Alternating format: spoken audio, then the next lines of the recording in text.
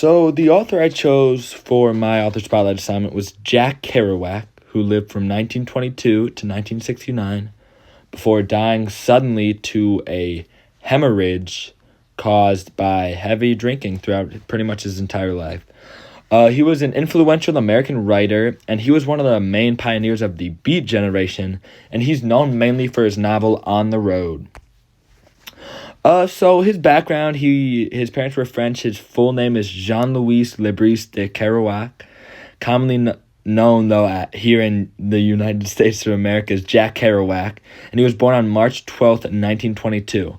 He was born in Lowell, Massachusetts, to a family of French-Canadian parents, and he didn't know how to speak English until the age of 6. Before that, he just spoke French, and he kept a pretty distinct French accent until pretty much he was like 20. And he attended Columbia University, where he obviously learned a lot about English, and he also played football there. And then during World War II, he later enlisted in the Marines. And during this time in the Marines, he was a merchant mariner. And in 1942, he wrote his first book, which was The Sea is My Brother. And the weird thing about this book is it wasn't published ever until 2011, which was 70 years after it was written, and also like 40 years, I think, after Kerouac died.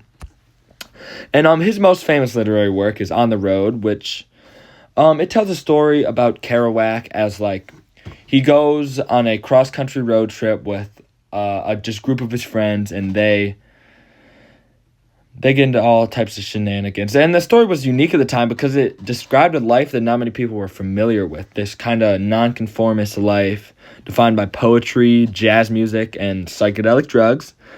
And it's considered to be one of like the cornerstones of this beat movement, which was defined by pretty much all the same things. And Big Sur is actually a book about Kerouac's travels to his friend Lawrence Ferlinghetti's cabin in Bixby, California, and Big Sur National Park. And the characters in this book are completely based on real people. They all have like a correspondent person, but Kerouac just decided to give them all different names. And I'm really not sure why I did that, but I like it.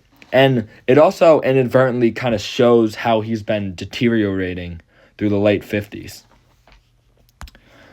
And then this beat generation I keep bringing up was the term for it was first coined by Jack Kerouac to describe this underground, like, going against the government, anti-conformist movement mostly focused in New York City that was slowly spreading around the country. And the movement was influenced mostly by Kerouac himself, and then William S. Burroughs, and also Allen Ginsberg. And this, like, underground community was built on the ideas of just human condition, sexual liberation, and a dangerous amount of psychedelic drugs. And this would kind of be like a precursor to the hippie movement of like the 60s and 70s, and even longer than that, but this was definitely very influential on those type of movements. And Kerouac's work really influenced and stuck with a lot of people. And it affected more than just this beat generation, but he dabbled into music later in his career. He put out a few albums in the late 50s and early 60s. And his literary works, his poetic works, which we'll get to later, and also his musical works would influence a lot of people, even like people like Bob Dylan, the Grateful Dead, and even the Beatles. And this picture on the right is Bob Dylan actually at Jack Kerouac's grave. And then major themes that Kerouac really, really likes to portray are, a main one is his own Catholic faith, and then his various struggles, even though I'm not sure he would call it them, with drug use, his interpretism of Buddhism, and like mixing it in with his Catholicism, jazz music, of course, sexual liberation, and just traveling wherever you can go. And his focus was put on the beauty of just being a human and like living a human life. And like a lot of his works were just stories, like just from his life, and they were so captivating to certain people that people just loved them. And Kerouac believed that like just real life experience were more interesting than just any fiction. And he dabbled a bit into poetry as well. And he actually had a pretty funny quote about it. He said he wants his poetic career to seem like a jazz poet blowing a long blues in an afternoon jazz after an afternoon's jazz session on Sunday. Sorry. And Kerouac knew he would always be known for his novels, but he wanted to expand his artistic horizons because he was a very talented man, and he wanted to let the world know that. And he had a lot of similarities with people we focused on in class. What I really saw was Grapes of Wrath and On the Road, because it's both people going on cross-country road trips in America with a close-knit group. But there are some differences. Like, a main difference is the Grapes of Wrath kind of focuses on a family unit, and On the Road is friends. And also, the Grapes of Wrath has a lot less psychedelics. So that's also a big difference. And also the time periods are different, where Kerouac's novel is searching for adventure in the 50s.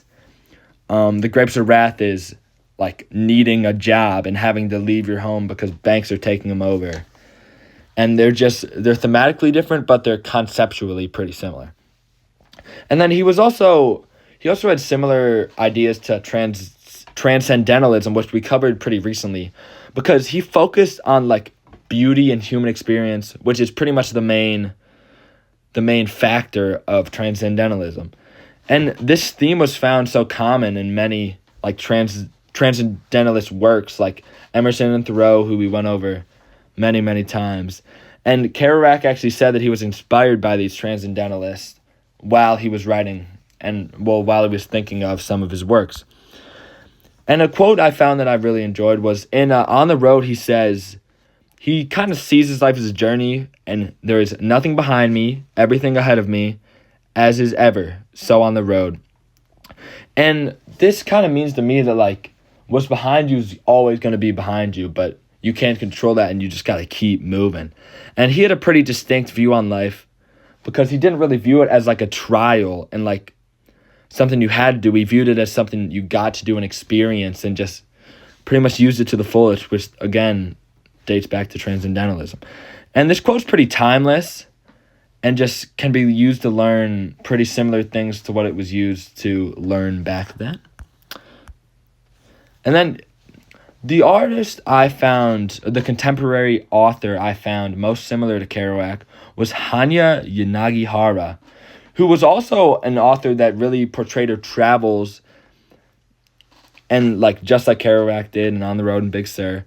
And she focuses on like the human condition as a result of these travels, which is probably my favorite part about what Kerouac did with his works.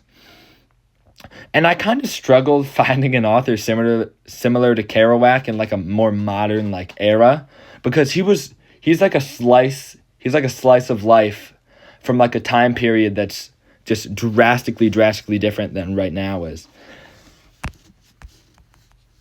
And yeah, that's it. Thanks for watching.